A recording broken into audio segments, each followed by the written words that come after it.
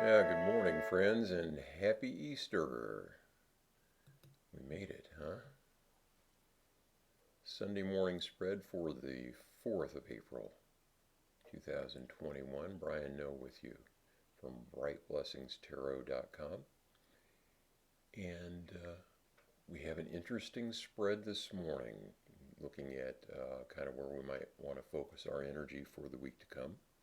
And we got three major cards right off the bat this morning. I'm using the Thoth deck again. So we're doing physical, emotional, social, mental, and spiritual realms here. And the first card that turned up was the Chariot. And this card is the card of victory. It's also the card of self-mastery. So on kind of traditional decks, you will see the Sphinxes in the front here, and the Charioteer. They're pulling in different directions, and the Charioteer is kind of bringing them in and controlling what they're doing. I've always seen that as self-mastery, and it also is pulling together kind of the dualities into an energy that can move forward and can be coherent and make sense. In this depiction of the chariot, this right in the center here is the Holy Grail that the charioteer is bearing. And so, in the physical, material, financial realm, I think that this card uh, could say focus our attention on the things that we can control, even though things may seem to be pulling us in different directions. Try to rein them in. Particularly, try to gain some mastery over ourselves. And so, whether this is financially or physically, um, try to be thoughtful and to use this power that is within us, the passion that is within us, as a way, as a motivator to gain that self-control that's necessary to achieve whatever goals we're trying to achieve in the material dimensions of our life. So that's the way I'd read that one. Over here in the social emotional realm, we've got the Hierophant. And this card is the card that's popped up a lot lately. It is the card of discipleship, the card of looking to a higher authority, the keeper of the keys. So this card in the old Marseille decks would have been the Pope. The Hierophant would be uh, the like the Grand Master of a mystery school or something like that to the mystics. And so, in the social emotional realm, this may be a call to maybe get the help of a counselor. I don't know if anybody is relating to that, but if we're struggling on the social or emotional realm, find an authoritative leader that holds the key, that can help us to move forward. So I'd say with that one, that's basically what that one represents in that position.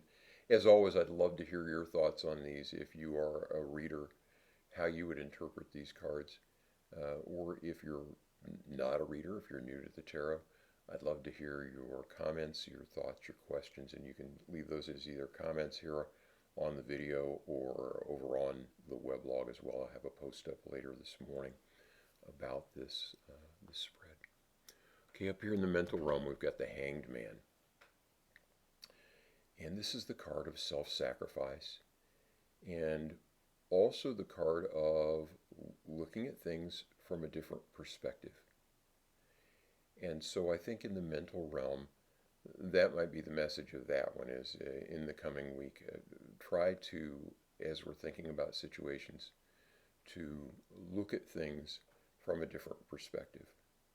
And if we're facing decisions, maybe think about the importance of paradox and how sometimes we we can sacrifice ourselves or sacrifice. I know it's not popular in our culture, to give up what we want, but we can sacrifice ourselves or our point of view, maybe for something that is more valuable in the long run. So that's the way I would read that one in the mental dimension of our lives. Okay, and then in the spiritual dimension, we've got the Nine of Discs. And this is the card that is almost in the Thoth system at the very end of the deck.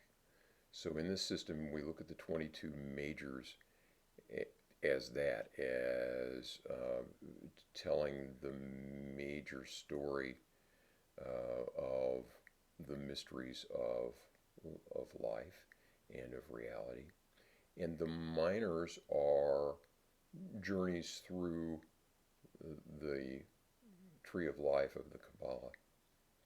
And by the time we get to this Nine of Discs, we're almost to the end of that journey. We're at the very bottom. 10 would be the very bottom, but we're at near the very bottom of the fourth world tree of life, where energy that begins at the top has descended to the point where, so you can think of this as the descent of spirit.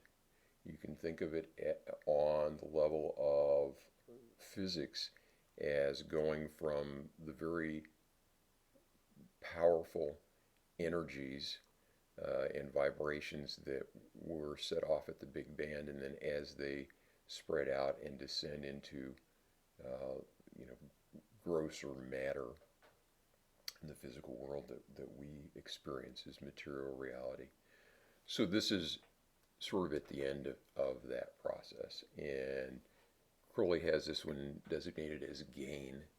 In the Rider-Waite-Smith system, this would be the beautiful lady standing in her vineyard with all of her, the beauty of her estate around her, the falcon perched on her hand and dressed in incredible finery and all of that. So this card sort of designates the finer things in life, but it's also kind of at the very end, at the very bottom of that descent of energy to towards the physical realm. And then when it hits the 10 of that suit and the bottom of that tree of life in the Kabbalah, then it has to sort of regenerate itself and start all over at the beginning. So in the spiritual dimension of our lives, this could mean that rewards are coming this week for the spiritual work that we have been doing, maybe over Lent for those who observe those traditions.